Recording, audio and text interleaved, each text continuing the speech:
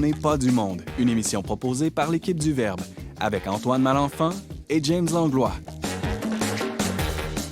Cette semaine, à l'émission, Ariane Blais-Lacombe nous fait sa liste de résolutions du Nouvel An. Simon Lessard nous aide à lire le monde actuel grâce au concept de biopolitique. Et Thomas Plouffe va au-delà des étiquettes et cherche à comprendre l'idéologie woke. Bref, on n'est pas du monde.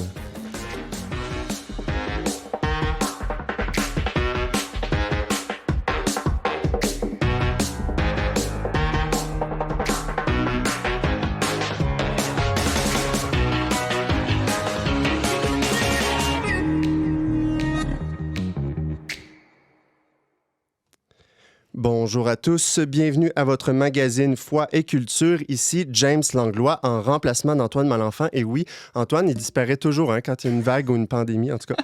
Mais rassurez-vous, ce n'est que pour cette semaine. Je commence par vous souhaiter une sainte et heureuse année à vous, chers collègues. Bonne année, James. Bon, là, aujourd'hui, on a deux sujets. On commence l'année avec des segments de nez, là, on va se creuser les méninges, mais il y a quand même Ariane qui va aborder la classique chronique des résolutions. Ben oui, ça prenait un peu de légèreté là, pour commencer. Puis c'est difficile d'éviter la question des résolutions en début d'année.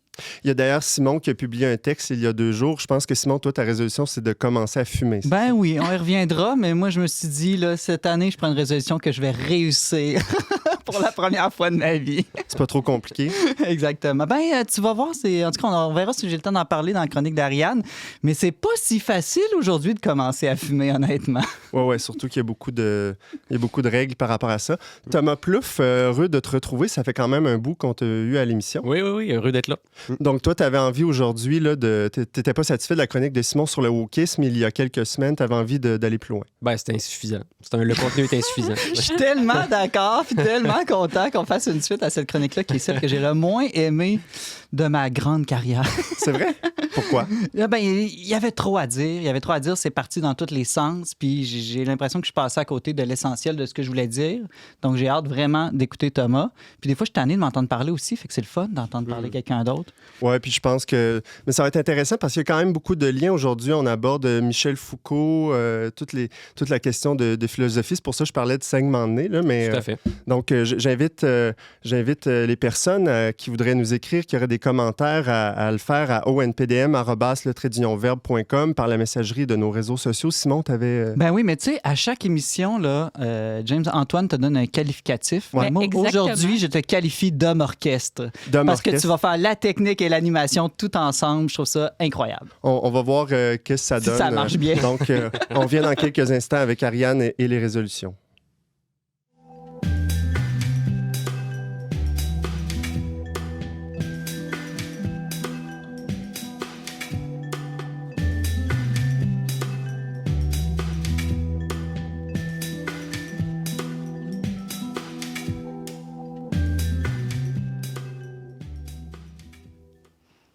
C'en est presque devenu une tradition. À On n'est pas du monde, chaque début d'année est marqué par une chronique sur les résolutions. Après tout, on n'a jamais osé prendre la résolution de ne plus parler de résolution. Hein? Et cette fois-ci, c'est la chroniqueuse Ariane Blais-Lacombe qui prend le crachoir. Ariane, bonjour. Allô, James. On est nombreux là, à entretenir une sorte de relation amour-haine avec les résolutions du Nouvel An. Tu fais partie de ces ambivalents-là, toi, ou pas? Ben oui, je suis assez ambivalente. Là. Je ne m'empêche pas de prendre des résolutions, mais c'est vraiment pas quelque chose à quoi je tiens mordicus. Parfois, je les réussis, parfois, je les échoue, puis j'ai pas de mauvais sentiments à mon égard pour avoir échoué ce genre de choses. Il me semble, j'ai un souvenir on était ensemble dans une émission il y a 1 an où on a parlé de résolutions. Ça se peut-tu? Puis toi, tu avais pris certaines résolutions originales là, pour l'année à venir? Non, moi, j'ai pas... c'est la première fois que je viens à parler de ce sujet-là. Okay. C'est Simon, là, le grand expert des résolutions. Oui, c'est vrai que lui... Donc, on va le laisser sauter dans ma chronique sans problème. Non, moi, l'an passé, j'avais effectivement pris une résolution assez simple. Je m'étais dit, je vais faire quelque chose de un peu original, là, qui sort, qui sort de la boîte, là, je m'étais dit, je vais apprendre à faire quelque chose de nouveau. Hein, parce que c'est tellement facile là, d'être dans nos habitudes, de faire toujours les mêmes choses. Je me disais, je voudrais apprendre à faire quelque chose de nouveau. Puis J'aime ça. je décide pas tout de suite c'est quoi. Puis pas besoin d'être quelque chose de gros. Juste se dire, là, on s'améliore constamment, on découvre des nouvelles choses. Je voulais apprendre à faire quelque chose de Mais nouveau. est-ce que prendre une résolution, c'était nouveau pour toi? C'est pas tout à fait nouveau, mais tu sais, je peux pas te dire, là, tu sais, j'ai souvenir là, de tant de résolutions. Là, je pense que je les oublie souvent, comme la plupart des gens. Mais cette résolution-là, étonnamment, je l'ai réussi. Je l'ai réussi, puis je dis étonnamment parce qu'en fait, en préparant ma chronique, là, j'ai cherché c'est quoi les meilleurs trucs pour réussir. Puis, en fait, ma résolution avait vraiment tout pour foirer, en ce sens qu'elle était totalement imprécise. Il n'y avait aucun objectif.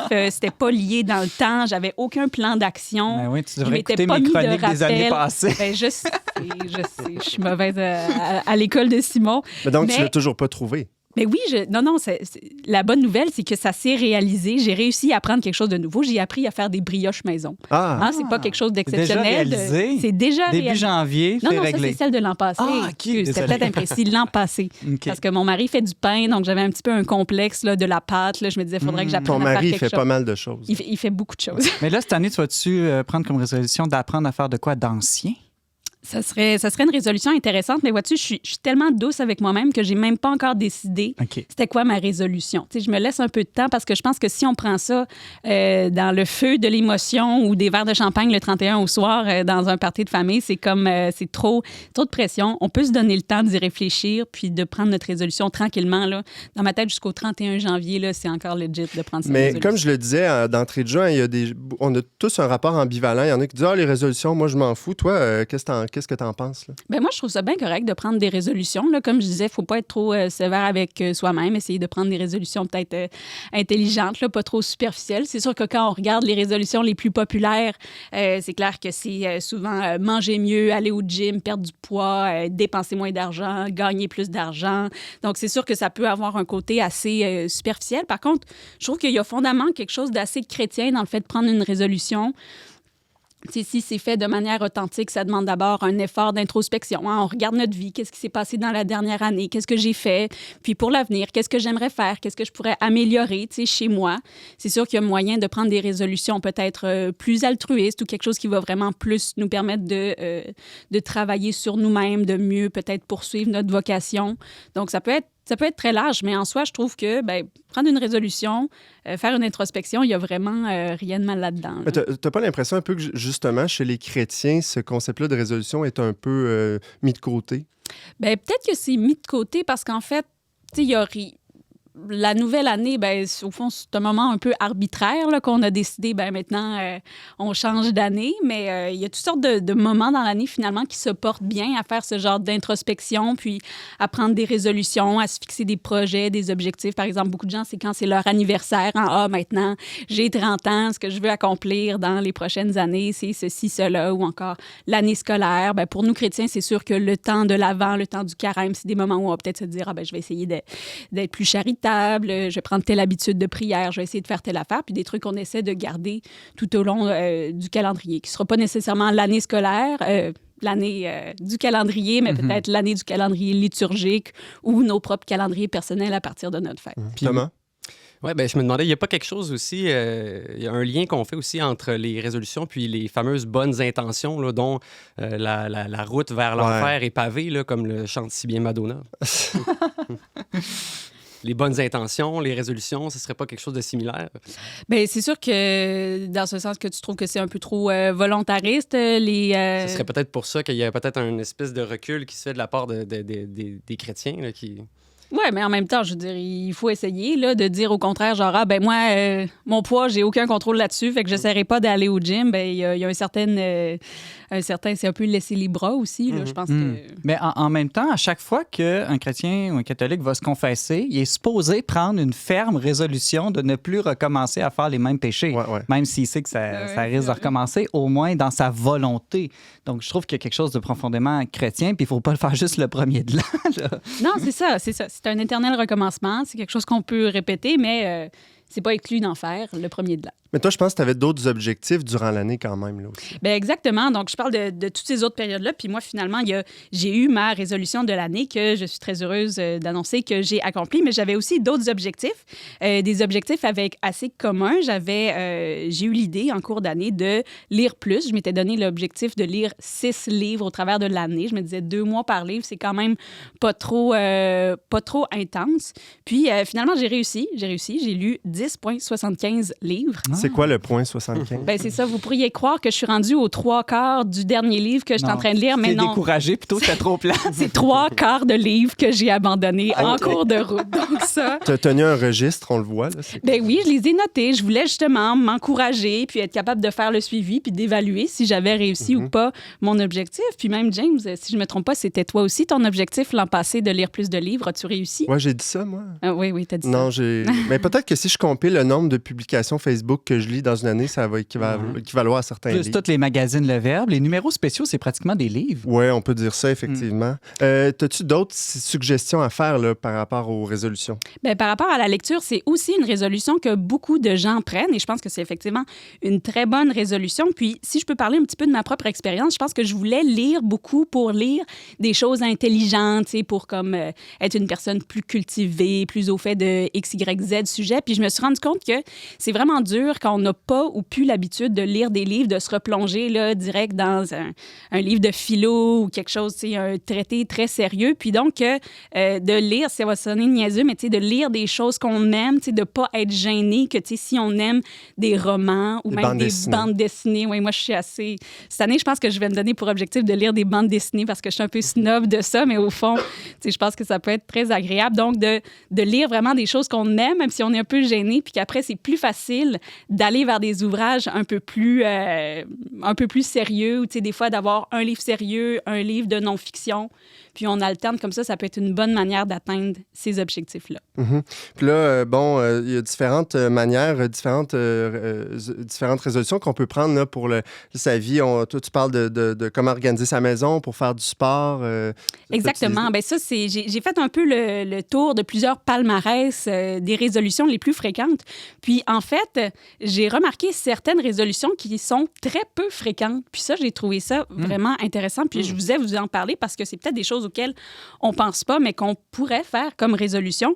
Le premier, c'est d'être plus écolo. Il me semble qu'on parle tellement de l'importance de protéger l'environnement. On voit tout le travail qu'il y a à faire là-dessus. Puis, c'est vraiment très rarement dans les palmarès. Donc, si vous n'avez pas encore d'objectif, bien, c'est sûr qu'on vous le répète à l'année longue, là, de faire attention à votre consommation, mais je trouve que ça peut être un bel objectif en début d'année de faire des efforts pour être plus écolo. Te rappelles-tu, c'est quoi qui était dans le palmarès?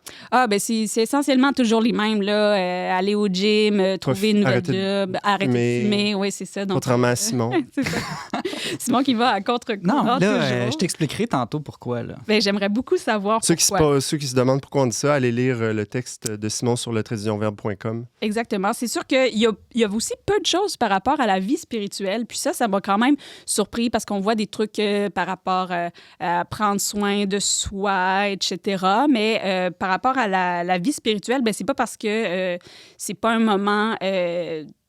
liturgiquement marquant, là, le début de l'année, qu'on ne peut pas prendre des résolutions par rapport à prier plus, adopter des nouvelles habitudes dans notre vie de foi, etc. D'ailleurs, l'an passé, j'avais une amie qui avait eu l'idée d'apprendre la prière du Magnificat par cœur. Puis je trouvais que c'était une super bonne idée, que surtout notre génération, on n'a vraiment pas eu l'habitude d'apprendre des choses par cœur. Puis je me disais, pour être capable de prier un peu n'importe où, n'importe quand, connaître des prières par cœur, ça va vraiment plein d'avantages. C'est beau la prière libre, être capable de juste parler à Dieu, mais on a tellement des belles formules que ça peut vraiment valoir la peine de les apprendre par cœur. Mais là, ça me donne l'idée de la résolution que tous les catholiques doivent prendre en 2022. Quoi? D'apprendre par cœur. Je vous salue Marie en latin. La nouvelle... tous les nouveaux répondent la messe. C'est pas facile. Non. Fait qu'au lieu d'être figé à son petit carton là, pendant toute la messe, non, je vais les apprendre par cœur une fois pour toutes. C'est vraiment une très bonne résolution. Puis il y a le credo de Nicée-Constantinople aussi qui change ça, apprendre ça. Là. Ben, on le dit pas beaucoup C'est au tout Québec. un défi. Ouais. Normalement, on est Quand supposé j'habitais, être tous les dimanches, normalement. Mais moi, pour l'année de la foi, j'avais... ça, c'était... Je me rappelle plus l'année de la foi. C'était en 2014, 2013, en tout cas. J'avais appris... je m'étais donné ce défi-là d'apprendre par cœur le Credo Nicée-Constantinople. Là, peut-être que je vais devoir le réviser. Changer deux mots, je pense. Ouais, c'est pas la Ce sera fin pas du monde, ouais, quand exactement. même. Non, pas encore tout à fait la fin du monde. D'autres idées de résolution? Ben, j'en avais un dernier aussi qui me semblait bien. Puis en fait, c'est quelque chose que j'ai adopté, moi, l'an dernier, au début du carême. J'ai une amie qui m'avait invitée, en fait, c'est la même amie, allô Noémie, elle m'avait invitée à faire une déconnexion. Puis ça aussi, je trouvais que c'est un truc qui pourrait vraiment faire une bonne résolution de début d'année. Il y a beaucoup de résolutions par rapport à adopter un nouveau loisir, passer plus de temps en famille, lire plus. Puis c'est clair que nos téléphones, nos écrans sont un obstacle pour atteindre ces objectifs-là. Donc, d'emblée, en début d'année, de se dire, ben, je vais essayer de me déconnecter cette année, de passer moins de temps devant mon cellulaire. Donc, on peut mettre des contrôles sur notre cellulaire qui va nous dire, ben là, maintenant, ça fait 1 heure que tu es sur ton cell aujourd'hui, donc décroche. Ou de se dire, ben à 7 heures le soir, je ferme mon Wi-Fi, donc toute la maison, on va juste rester ensemble puis pas être sur le web, etc. Il y a toutes sortes de manières de déconnecter. Puis ça aussi, c'est quelque chose qu'on ne voit pas dans les palmarès, mais que je pense que beaucoup de gens auraient avantage à faire. C'est une résolution qui est comme hiérarchiquement supérieure aux autres parce que quand on l'accomplit, on accomplit les autres résolutions en dessous, c'est-à-dire qu'on risque de bouger plus, on risque de passer plus de temps avec notre famille, on risque de consommer moins, d'être plus écolo, bref, elle est supérieure en hiérarchie. Puis ça rejoint ce qu'un autre de mes amis, Daniel, salut Daniel, me disait souvent. Il dit souvent la question la plus importante, c'est pas qu'est-ce que je devrais faire, mais qu'est-ce que je devrais arrêter de faire. Grande sagesse. Oui, définitivement. Ariane Blais-Lacombe, tu nous parlais de différents types de résolutions qu'on peut prendre et notre rapport aux résolutions en général. Merci beaucoup pour cet édifiant partage et à très bientôt et bonne année à toi et à toute ta famille. Ben, merci à vous autres aussi.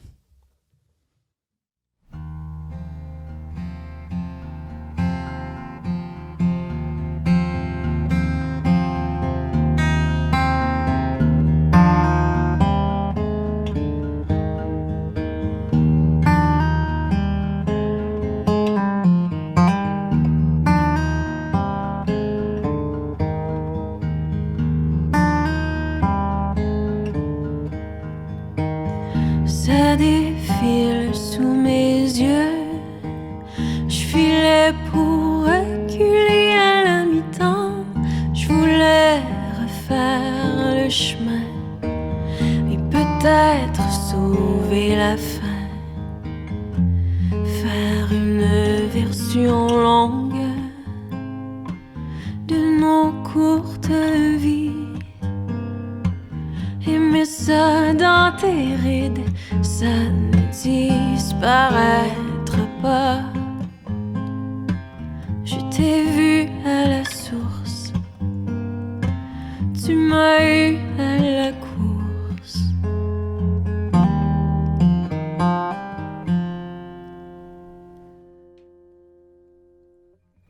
Je m'étais abrégée, j'avais pas le sang-froid pour y aller, trop lâche pour me lancer. Quand ça passe, il faut le prendre. Je n'ai pas vu grand-chose, toujours caché en arrière des autres, en retard sur le monde. Quand ça sonne, il faut répondre. Une version longue de nos courtes nuits. Aimer ça dans tes rides, ça ne disparaîtra pas. Je te laisse repartir.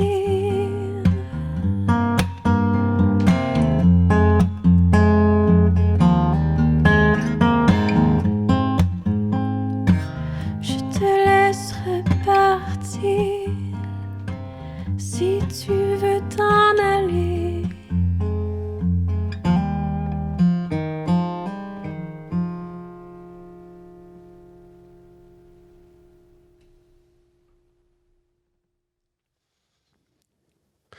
On vient d'entendre la chanteuse Marie Claudel et sa chanson version longue.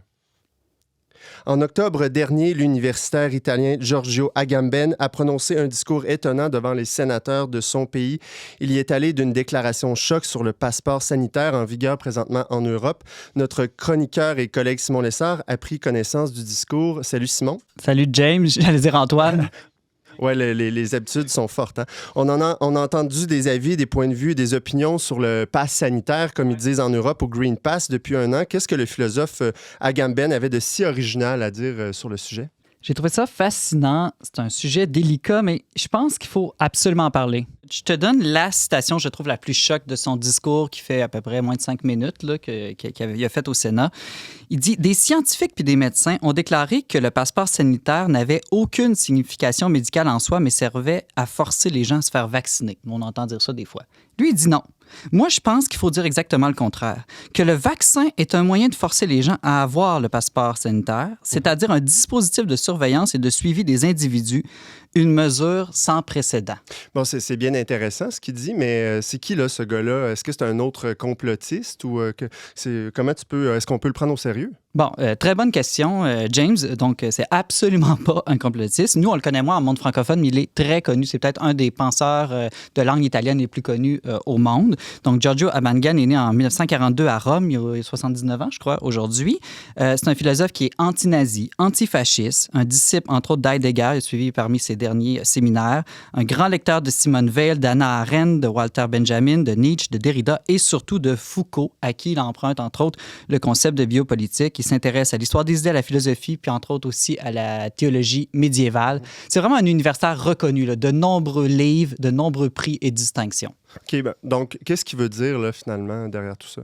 Bon, alors lui, ce qu'il voit dans tout ce qu'on vit en ce moment dans la crise actuelle, c'est une manifestation de ce qu'il appelle la dérive biopolitique de nos sociétés, soit une transformation politique sans précédent et vraiment inquiétante, selon lui. Bon, on va définir tout de suite les grands termes. Le biopolitique, c'est quoi? Bon, biopolitique, bios, vie en grec, politique, polis, la cité, donc la cité de la vie. On pourrait penser que c'est une politique pro-vie, mais pas vraiment, c'est presque un peu l'inverse. En fait, ça vient d'un néologisme, un mot nouveau que Michel Foucault a inventé en 1974. Donc, Michel Foucault, qui est un philosophe français, dans une série de cours qu'il donnait sur la médecine sociale et qu'il a développé ensuite dans son histoire de la sexualité. Bon, mais histoire de la sexualité, ça parle pas tant de sexe finalement, là, pour ceux qui seraient intéressé, je vous avertis tout de suite. On va être déçus. Ben, en tout cas, ça dépend.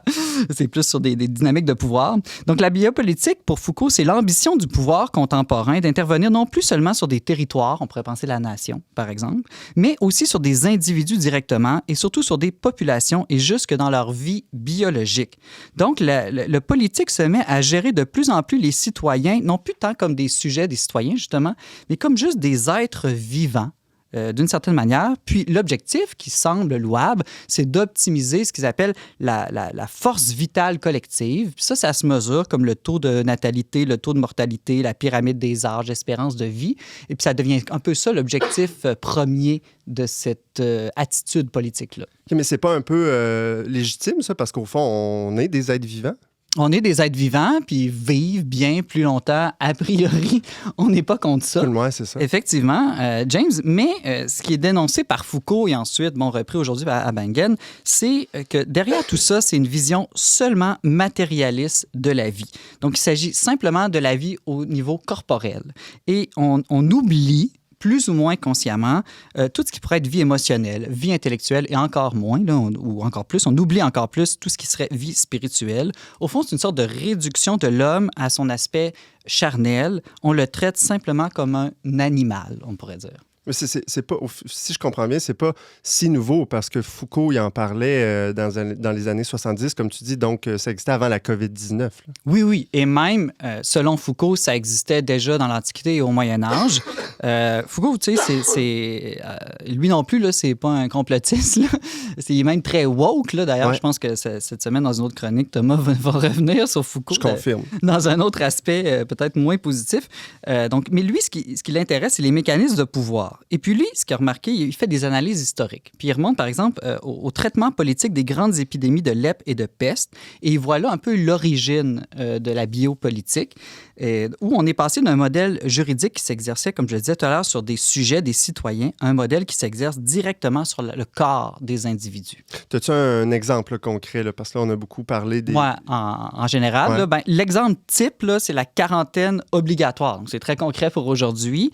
Pourquoi? Parce que là, c'est pas le sujet, la personne qui est mise dans un camp, une prison, mais c'est son corps, d'une certaine manière. C'est-à-dire que c'est son corps qui est en faute et non son âme. Donc, tu n'as peut-être rien fait de mal. C'est pas de ta faute là, si tu as le virus en toi ou si tu as la lèpre ou la peste.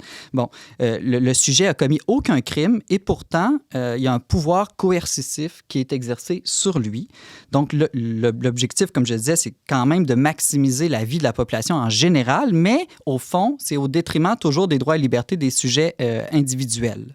Je trouve ça un peu contradictoire parce que moi, ça me fait penser à, tu sais, cette fameuse phrase de Pierre-Éliott Trudeau des années 60 qui disait l'Église ou, tu sais, la société, l'État n'a pas d'affaire dans la chambre à coucher des individus. C'est un peu dire l'inverse de ça, mais au final, on vit dans cette société postmoderne-là où l'État, effectivement, régit notre vie biologique, si on est d'accord avec ça. C'est peut-être la limite d'un slogan comme « Mon corps, mon choix », de penser que ce que je fais n'a aucun impact sur les autres. On redécouvre plutôt que tout est lié à tout. Là. C'est pour reprendre une phrase très laudate aussi. Bon, ça serait peut-être l'aspect positif, mais l'aspect négatif, justement, c'est de voir peut-être de gérer politiquement des masses et non plus gérer des personnes ou des individus. Je reviens à Michel Foucault. Là, Tu disais qu'il avait parlé de biopolitique en lien avec les épidémies, la lèpre, tout ça. Là, je pense que dans les temps qu'on vit actuellement, ça peut nous être pertinent. Qu'est-ce qu'il a observé, Foucault, dans ces cas-là? Bien, aussi au Moyen Âge, là, il remarquait que la lèpre était toujours soignée par l'exclusion du lépreux. Donc, évidemment, on voit ça encore aujourd'hui. Mais bon, peut-être la différence, c'est qu'à l'époque, on considérait que c'était un châtiment de Dieu. Puis la maladie inspirait vraiment la terreur, d'une certaine manière. Et donc, on avait des cérémonies où on déclarait le lépreux civilement mort. Des fois même, il assistait lui-même au simulacre de sa propre inhumation. Wow. Et puis, on l'excluait de la communauté dans une léproserie. Et la léproserie, c'était aux portes de la ville. Donc, ni à l'intérieur, ni à l'extérieur de la ville. À la frontière, et c'était symboliquement à la frontière entre la vie et la mort, entre la terre et le ciel. Et l'idée derrière ça, c'était que l'exclusion géographique et civile de la communauté humaine et ecclésiale et terrestre assurait au fond son inclusion dans la communauté divine et céleste. On fait ça, hein, t'es pas content qu'on te fasse ça, mais c'est pour ton salut, ultimement, pour ton bien qu'on va t'exclure. Bref, c'est ça. Donc, le lépreux est exclu pour sauver le corps des populations saines, mais on justifie cet acte en disant que c'est surtout pour sauver l'âme du malade. C'est drôle, ça, c'est au Moyen Âge, mais déjà dans les évangiles, au temps de Jésus, on voit que les lépreux vivent cette forme d'exclusion aussi, là. Exactement. C'est fascinant aujourd'hui de relire tous les évangiles de Jésus et ses relations aux lépreux. C'est très difficile de ne pas voir des parallèles avec aujourd'hui. Là. Et ce qui est intéressant aussi dans toute cette dynamique de pouvoir, justement, au sujet des maladies transmissibles, là, comme ça, de virus, c'est que, d'une certaine manière, on reprend le principe d'excommunication, mais on l'applique cette fois-ci au corps et non plus aux idées des gens ni à leur comportement libre. Ça, c'était par rapport à la lèpre, mais par rapport à la peste, par exemple, est-ce qu'il y a d'autres observations? Oui, intéressant, c'est que la peste au Moyen Âge, nous dit Foucault, il y avait des mesures, dès que la peste se déclarait dans une ville ou une cité, là, c'était pas des États-nations exactement comme aujourd'hui, mais il y avait une série de mesures qui étaient mises en place, toujours dans l'objectif de surveiller la population le plus étroitement possible, puis de contrôler l'espace social en permanence. Donc, un territoire précis était mis en quarantaine, chaque habitant était obligé de se faire recenser. Plus personne n'avait le droit de sortir et de circuler dans la ville. Il y avait même, dans certains endroits, des dispositifs de livraison de denrées alimentaires par des paniers et des poulies qui étaient prévus parce que les gens ne pouvaient même pas aller à l'épicerie, hein, en tout cas, ou au marché plutôt, disons ça comme ça. Il y avait dans chaque rue des surveillants pour s'assurer du respect des consignes. Et puis, on notait tout. Les événements, les réclamations, les remarques, les paroles et surtout le nombre de malades, le nombre de morts. Et là, c'est là que ça intéresse Foucault. Pour lui, c'est un signe clair que le savoir devient un instrument de pouvoir. C'est un leitmotiv, on dirait pour Foucault, là, savoir et les relations entre savoir et pouvoir, ça c'est un des principes clés de toute sa philosophie. Et donc, le pouvoir vise à maintenir la population à son maximum de vie biologique et le savoir est instrumentalisé à cette fin-là. Le savoir, on parle ici de quel savoir, entre autres? Bon, un savoir très technique, là, justement, où on contrôle les individus, où on veut savoir qui est où, qui fait quoi, qui est atteint de la maladie, qui est sain. Donc, c'est un savoir beaucoup plus technique. On ne parle pas d'une sagesse, évidemment, ici. Je sais pas, vous, mais moi, ça m'inspire. C'est tous ces trucs de poulies, là. On pourrait remettre ça en place. Ariane? Ça serait plus facile de livrer Ouais, les c'est ça. épiceries à domicile. Non, mais je trouve ça vraiment intéressant. J'ai pas saigné du nez encore, James, fait que c'est une bonne chose. Oui, mais ça me toi, t'es peut-être pas... T'es peut-être au-dessus de la moyenne, non? Je suis prompte au segment de nez, donc ça aurait pu arriver. Non, mais ça me fait penser parce que tout récemment, j'ai vu que sur le site du gouvernement où on recense les cas de COVID, là, on n'est pas capable de ne pas faire le lien avec ça, c'est écrit qu'à cause des congés du temps des fêtes, les données n'allaient pas être mises à jour entre genre le 24 et le 28, puis du 31 ou 3. Puis sur le coup, je me suis vraiment dit, mais qu'est-ce qu'on va faire si on ne sait pas le nombre de cas? Qu'est-ce qu'ils vont faire? Puis c'est vrai que le savoir est lié au pouvoir. Les décisions sont directement basées sur des données quantifiables, sur la maladie, puis tout ça. Tout à fait. Là, on a parlé de Michel Foucault, son Ouais, analyse. Revenons à Agamben. Lui, qu'est-ce qu'il fait avec cette analyse-là, Michel Foucault? Là? Bon, Agamben, lui, il voit une certaine... OK, là, je suis conscient que ce que je vais dire, c'est fort, OK? Mais soyons quand même attentifs et modérés, OK? Il ne faut pas exagérer non plus ce que dit Agamben. Mais quand même, lui, il dit qu'il voit une continuité entre la politique des nazis puis celle de l'Occident actuel. OK, pourquoi? Parce que lui a passé sa vie à penser contre les nazis, en fait. Puis là, quand il voit des liens, c'est là qu'il se met à les clignotants rouges s'allument pour lui. Entre autres, il dit de moyens sans fin. Il dit, il y avait cette même idée un peu chez les nazis qu'on veut vivre plus longtemps, plus nombreux, plus en santé, plus en sécurité. Mais si on vous pose la question, OK, mais pourquoi? Là, il n'y a pas de réponse claire à ça.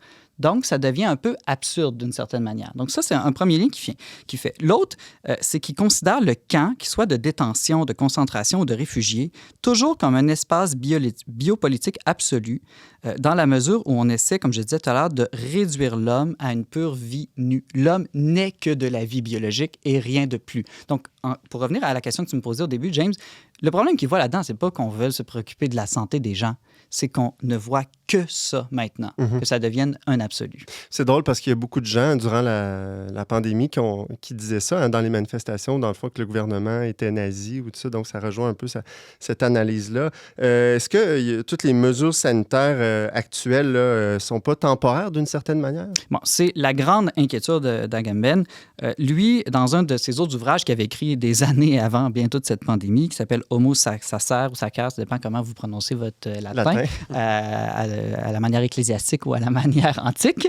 Il défend l'idée que trop souvent, l'état d'exception en politique tend à devenir indiscernable de la situation normale. Et il a déclaré au sénateur italien « La sécurité et l'urgence ne sont pas des phénomènes transitoires, mais constituent la nouvelle forme de gouvernabilité. » On commence à le voir. Au début, tout le monde disait, ça va durer 2 semaines, après ça, 1 mois, après ça, 1 an, après le vaccin. Puis là, on commence à se dire, mais là, peut-être qu'il y a des choses qui vont s'installer pour toujours, puis qu'on trouvait absolument aberrantes, puis qui vont devenir une nouvelle normalité.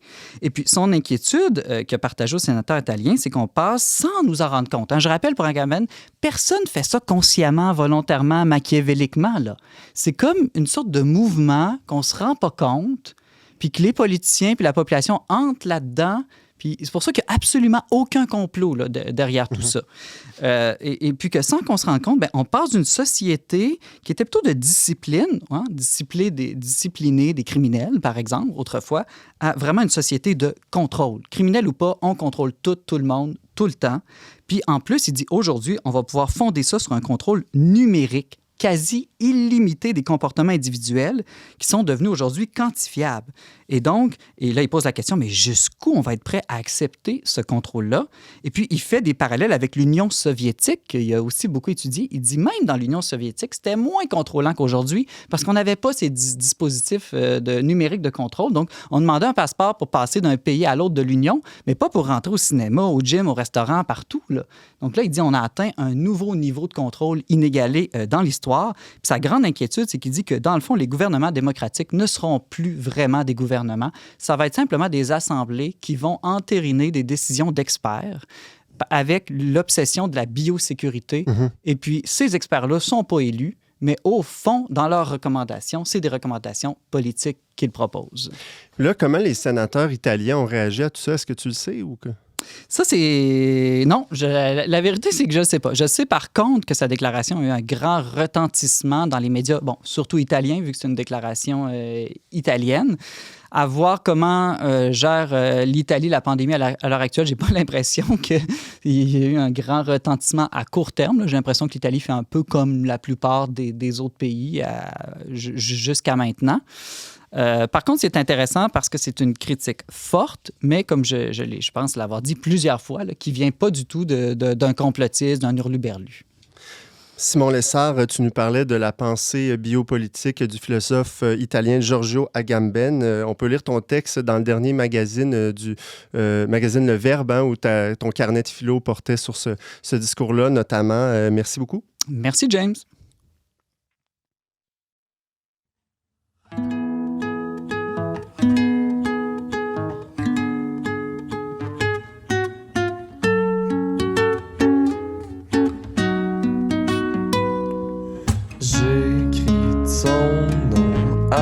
La craie sur le pavé de mon asphalte noir, juste avant l'orage.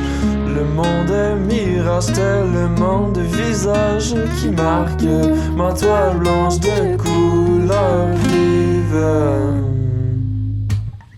Je me rappelle ce que sent le muguet.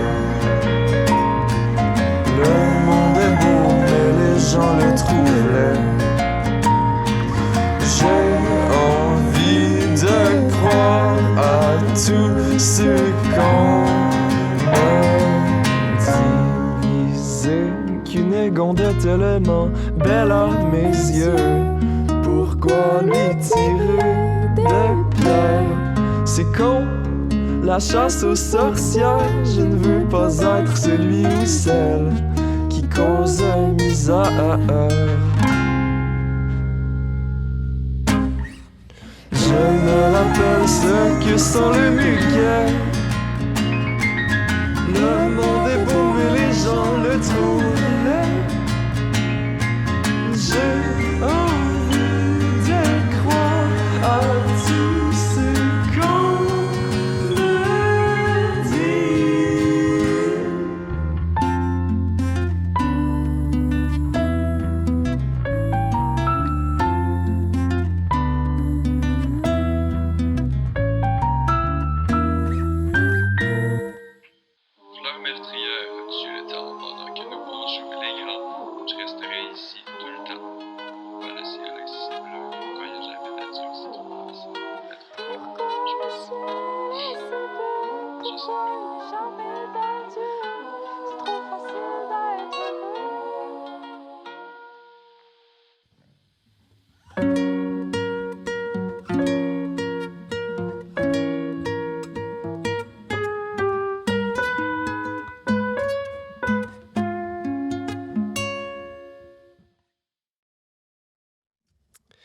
C'était Loïc Lafrance avec Éloge l'attrape-cœur.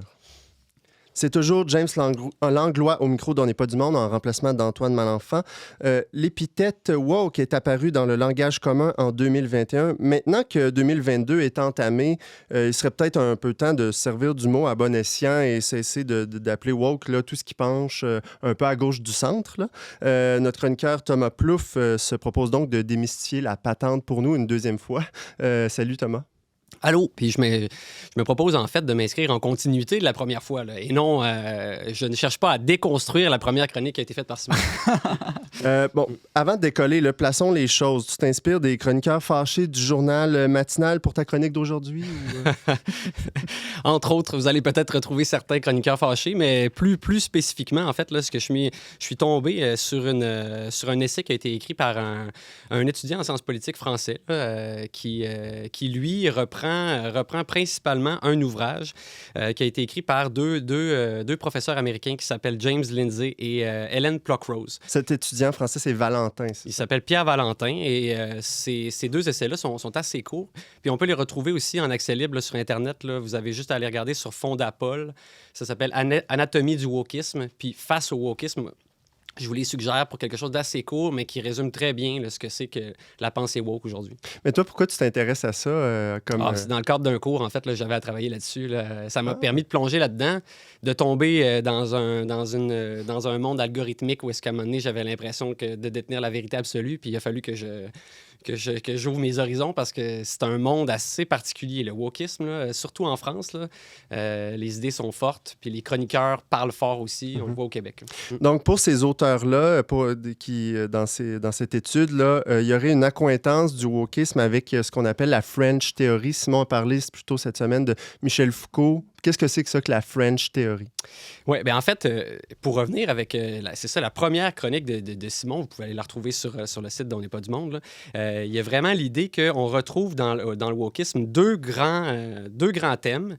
D'abord, un scepticisme radical par rapport à la possibilité d'avoir toute vérité objective. Donc, un scepticisme devant toute vérité objective, de un. Donc, on ne peut pas dire ce qu'est la vérité universelle pour tout le monde. Il faut tout le temps, en fait, avoir un scepticisme face à ces vérités-là.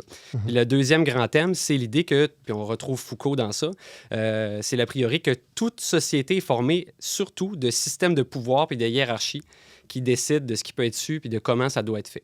Et là, donc, partant de ce qu'on observe, de ces deux thèmes-là qu'on observe dans le wokisme, les auteurs Pluckrose puis Lindsay faisaient un lien direct avec la French Theory.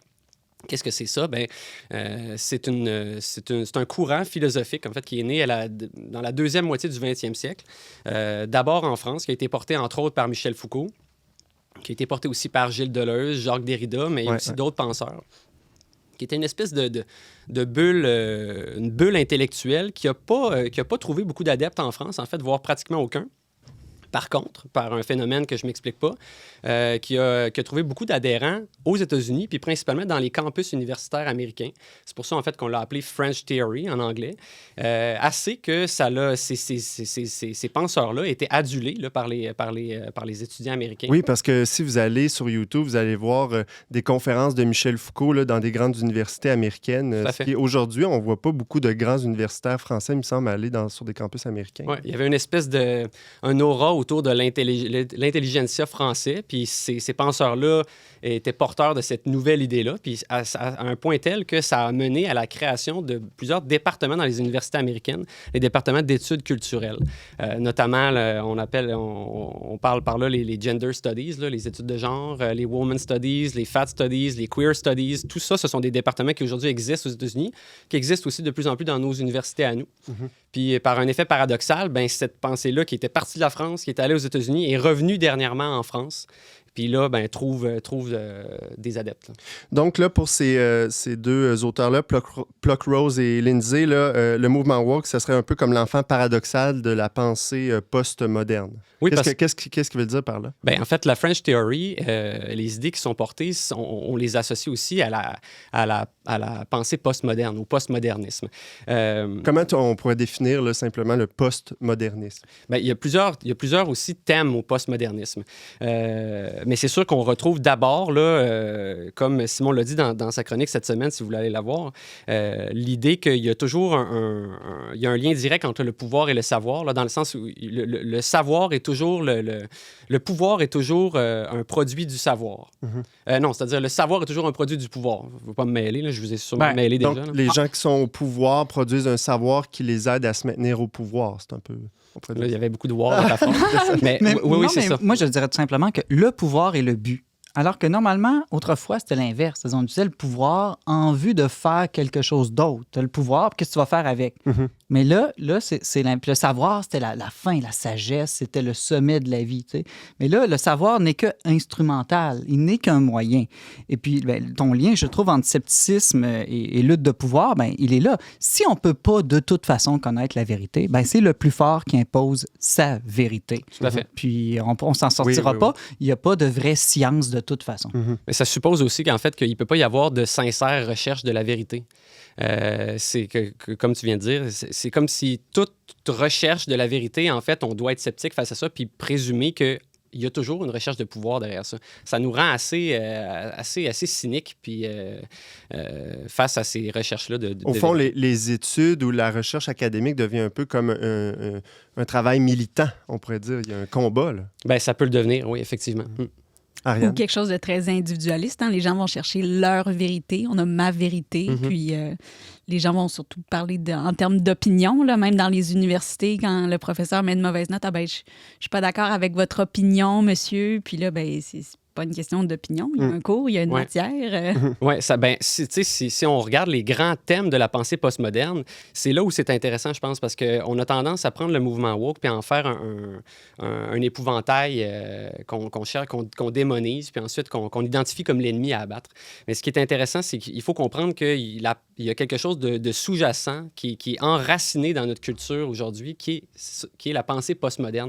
Le mouvement woke, c'est juste l'expression militante de cette pensée-là. Donc, si je comprends bien, on ne peut pas comprendre le mouvement wokiste sans comprendre ce qu'est le postmodernisme. Selon ces auteurs-là, c'est impossible. C'est quoi les grands thèmes là, du postmodernisme? Bon, alors, les grands thèmes. D'abord, il y en a un qui est, à mon avis, essentiel à comprendre, c'est la recherche de la fluidité, le concept de fluidité.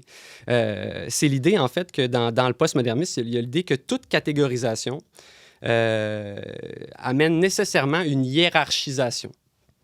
Donc, par exemple? Ben, en fait, toute opposition de concepts, homme versus femme, hétérosexuel versus homosexuel, noir versus blanc, toute opposition de concepts nécessairement induit une hiérarchisation et donc une subordination, un étant supérieur à l'autre.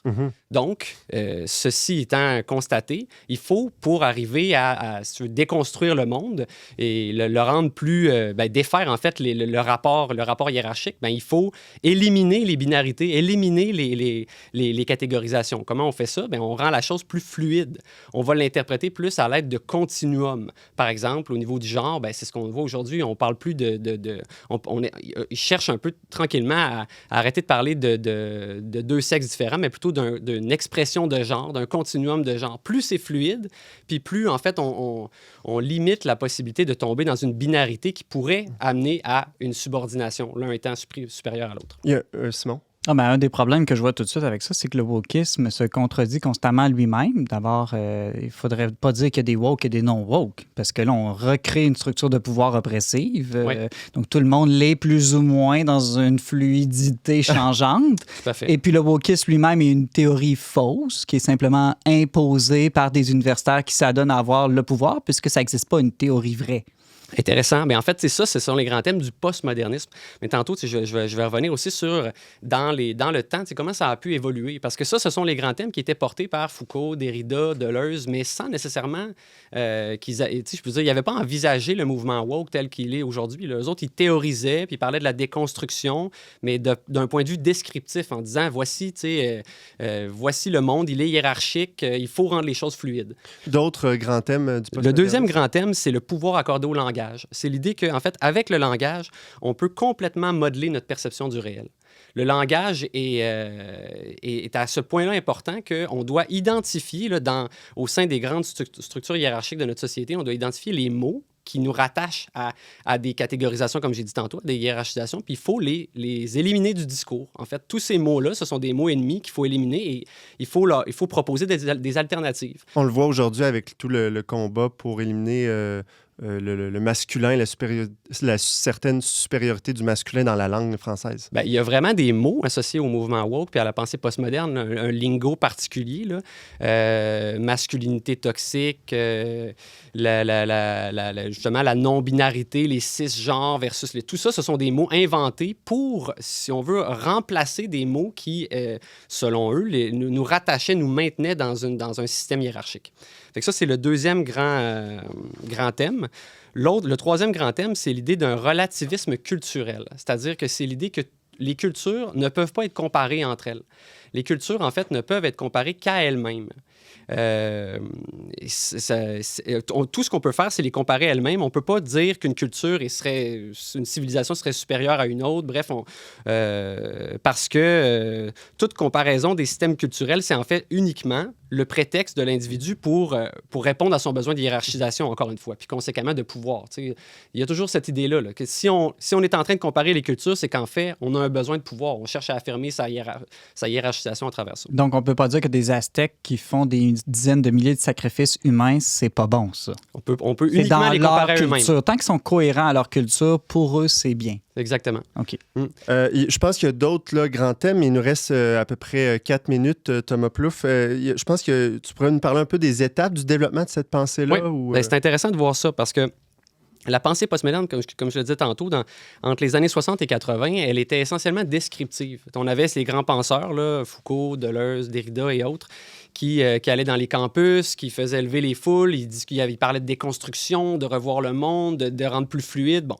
c'était descriptif. C'est resté descriptif assez longtemps, jusque dans les années 80. À peu près entre les années 80 et 2010, ce qui est arrivé, c'est qu'il y a des nouveaux penseurs qui ont repris ces idées-là, puis s'apercevant en fait que puis il y avait toujours l'idée qu'il fallait déconstruire les méta-récits aussi, hein, que c'était les méta-récits, là, qu'on pense à communisme, capitalisme, christianisme, tout ça, il faut les déconstruire. Les nouveaux penseurs de la deuxième vague, eux, s'apercevaient qu'il n'y avait pas de changement, qu'il n'y avait pas d'action qui était mise en place, entre autres parce que ils n'étaient pas capables eux-mêmes d'affirmer de vérité objective. Ils pouvaient, je veux dire, en étant purement descriptif, on n'agit pas sur le monde. Donc, avec un besoin d'agir sur le monde, ben il y a des nouveaux penseurs qui sont venus dire « Ouais, ben c'est vrai qu'il faut déconstruire, c'est vrai que tout ça est... que le monde est tel qu'il a été pensé par les penseurs postmodernes, mais on pourrait quand même affirmer qu'il y a certaines vérités. Tu sais, par exemple, comment défendre la femme dans ses intérêts si on affirme que la femme n'existe pas? Tu sais, il y a une espèce de paradoxe dont Simon parlait tantôt. Donc, on est obligé de dire, bon, il y a certaines vérités objectives quand ça nous arrange puis surtout, tu sais, quand ça nous arrange, puis ça nous permet de réaffirmer la logique victimaire, là, qu'il y a des opprimés, des oppresseurs. Puis donc, on prend ces vérités-là qu'on a choisies, puis là, on se met à agir. Donc, il y a une action sur le monde. La troisième vague, c'est vraiment apparu à partir des années 2010, puis là, ben, c'est là qu'on a vu le mouvement woke. Ça, c'est tout un terreau pour toi là, qui te semble nécessaire ou important. Bien, pour toi, selon les auteurs en question de cette étude-là, Pluckrose et Lindsay, là, c'est un terreau important. Ouais. Bien, en fait, oui, c'est ça. La pensée postmoderne, en fait, elle est un élément essentiel de compréhension pour le monde aujourd'hui, je pense, là, au-delà du mouvement woke. Mais elle fait partie d'un terreau qui est plus complexe. Il y a d'autres facteurs qui viennent influencer l'émergence d'idéologies comme l'idéologie woke.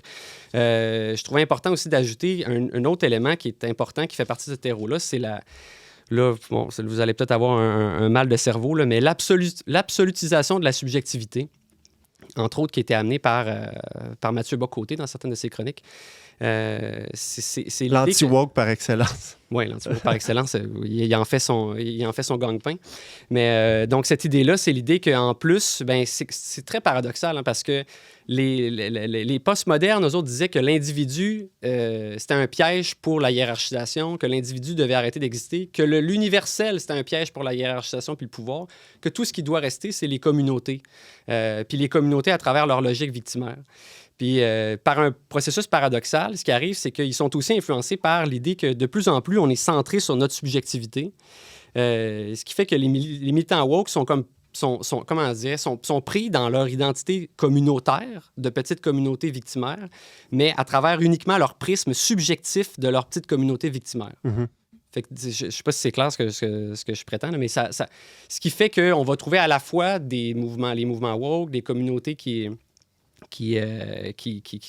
revendiquent à travers leur posture de victime. Mais on trouve aussi de plus en plus de penseurs qui affirment qu'il y aurait littéralement une épidémie de narcissisme chez les jeunes générations, là, des jeunes de plus en plus auto-centrés. Ils voient le monde uniquement à travers leur regard subjectif. Il nous reste une petite minute, Thomas. Oui. En guise de conclusion, tu dirais quoi par rapport à tout ça? Là? Comment tu résumerais tout ça? Bon, d'abord, je dirais, pour moi, ce sont des ingrédients qui font partie d'une grande soupe, là, une grande soupe qui est très complexe. Là. Ce sont des facteurs qui, une fois combinés, nous permettent d'expliquer les mouvements sociaux aujourd'hui. L'idéologie woke, c'est une idéologie extrême militante, mais si on l'éradiquait, une autre apparaîtrait étant donné que le terreau reste là. L'idée intéressante, moi, je trouvais, qui était présentée par Valentin, c'est que souvent, à tort, on a tendance à vouloir déconstruire ceux qui vont promouvoir la déconstruction. Dire le meilleur moyen ou de censurer les gens qui vont promouvoir la censure. Et le meilleur moyen pour lutter contre des idéologies extrêmes ou militantes comme l'idéologie woke, c'est d'offrir une alternative, d'offrir une narration qui est suffisamment porteuse, qui est suffisamment épique pour les jeunes, parce que c'est ce que les jeunes recherchent. Les jeunes qui s'en vont dans les idéologies woke veulent une vie qui a du sens, veulent une vie grande.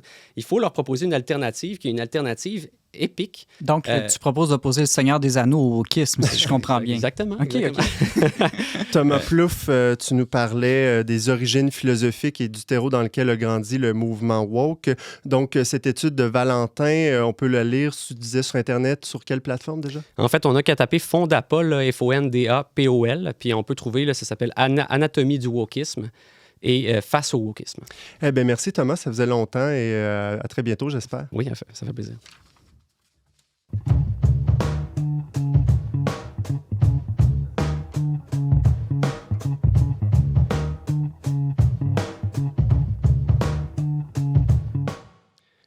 C'est déjà tout pour cet épisode d'On n'est pas du monde, mais avant de vous laisser, comme à l'habitude, je supplie mes invités de me faire leurs recommandations culturelles. Tiens, commençons par toi, Ariane.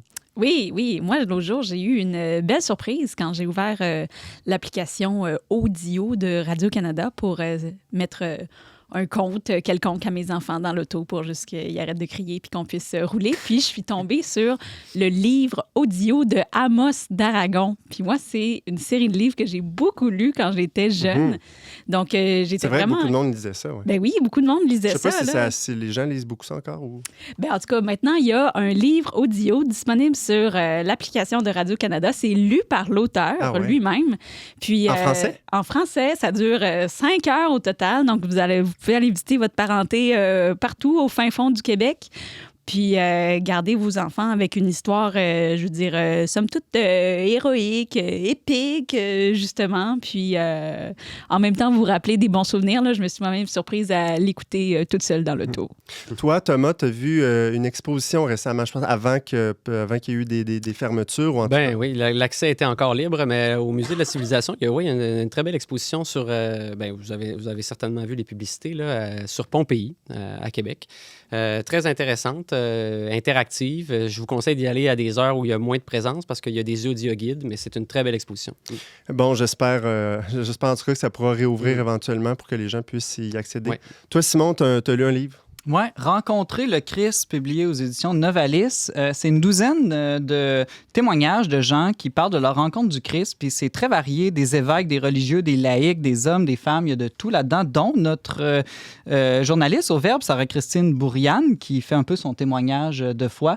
Ce que je trouve intéressant, c'est que, tu sais, on dit tout le temps ça, être chrétien, c'est avoir rencontré le Christ. Puis là, moi, je culpabilise, je dis, moi, je ne l'ai pas rencontré, le Christ. Dans le fond, je ne suis peut-être pas un vrai chrétien. Pourquoi? Parce que souvent, on pense que rencontrer le Christ, c'est dans une église, une expérience mystique, puis là, je le sens dans mon cœur, puis là, moi, ça m'est pas arrivé. Fait que là, on est comme un doute qui s'installe en nous. Puis je pense qu'à travers ces récits-là, on comprend que rencontrer le Christ, ça peut vouloir dire différentes choses, ça peut se faire vraiment de différentes manières. Puis je trouve ça très réconfortant. Puis j'aime les récits aussi. Donc, Rencontrer le Christ, publié aux éditions Novalis. Merci beaucoup d'avoir été avec nous cette semaine. Vous pouvez réécouter ou partager cette émission en tout temps via notre plateforme de balado-diffusion préférée. Pour tous les détails, visitez le-verbe.com/radio. Je remercie tous nos dévoués chroniqueurs, Thomas, Ariane et Simon, Marc-Antoine Baudette et moi-même à la technique, ainsi que la Fondation Lucien Labelle pour son soutien financier. On se retrouve la semaine prochaine, même heure, même antenne, pour une autre émission dont n'est pas du monde.